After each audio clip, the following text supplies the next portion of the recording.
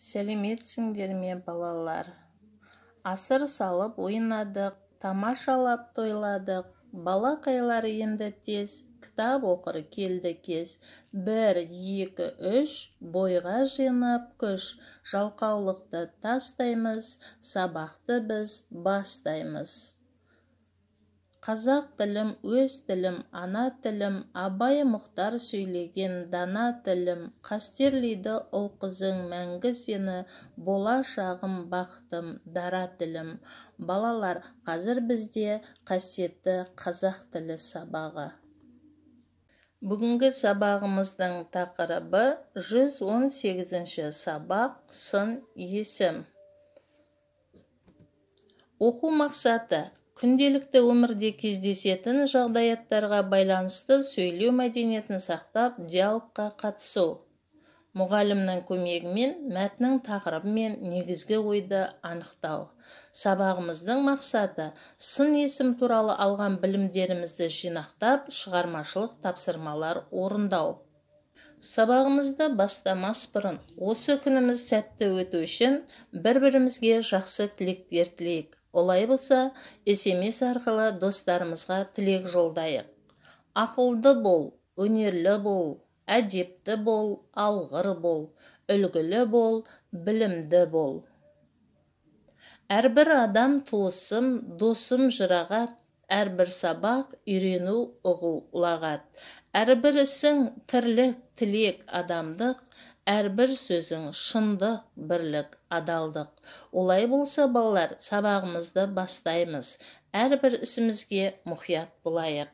Бүгінгі сабағымыз бақытты 5 сәт деп аталады. Яғни әрбір 5 сәт біздің білімімізді нұрландырады, ой өрісімізді кеңейтеді.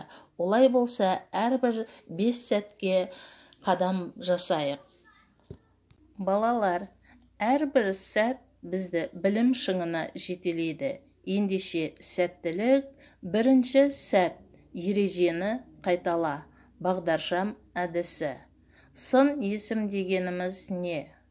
Зат есім дегеніміз не? Етістік дегеніміз не? Бірінші сәтті қорытындылайтын болсақ, сын есім дегеніміз заттың түрін, түсін, сапасын, салмағын, көлемін білдіретін сөз табын сын есім дейміз. Сұрақтары қандай, қай?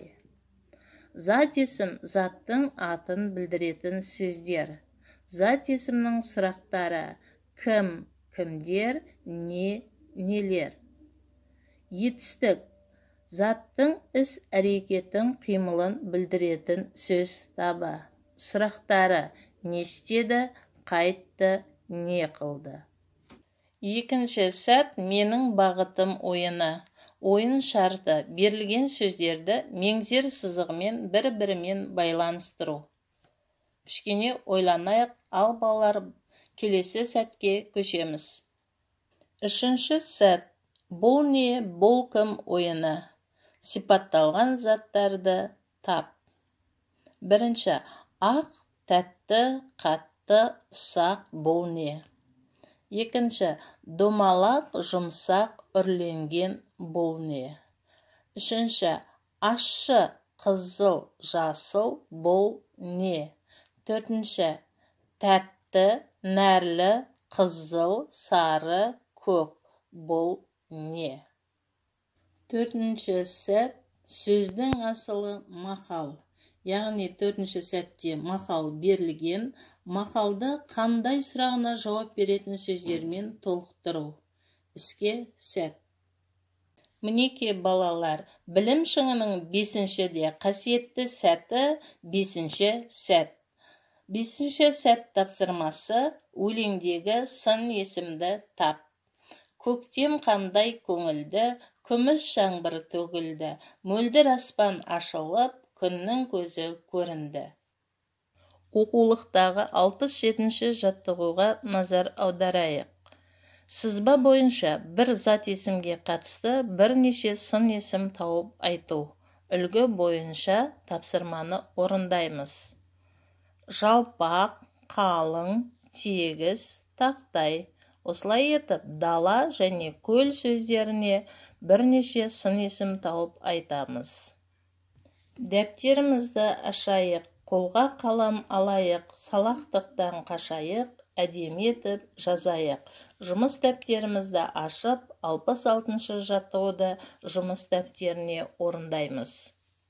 Келесі тапсырма 69-шы жаттығу.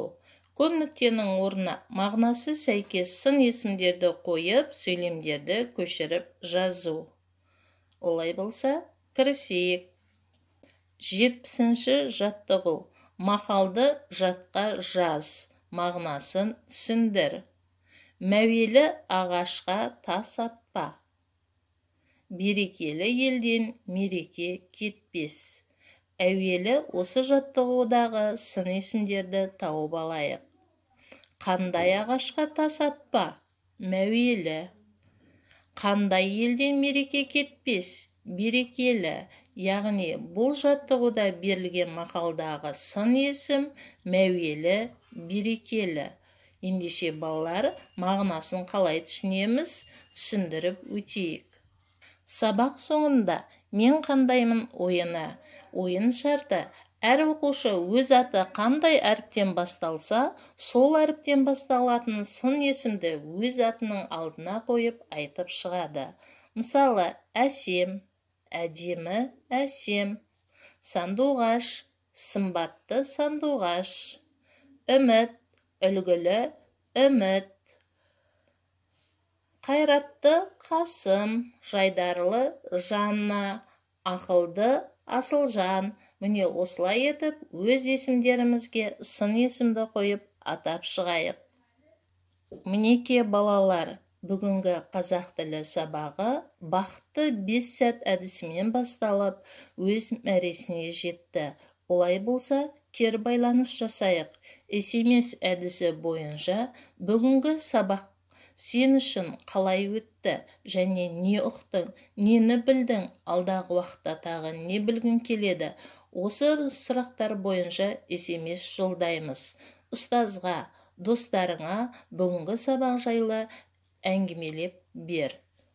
Менің ақылды да білімді шәкірттерім, бүгінгі сабақ нәтижелі сабақ болып аяқталды деп есептеймін. Барлықтарыңды сабаққа белсене қатыстыңдар. Бүгінгі сабақ сендер үшін өте қызықты өтті деп ойлаймын.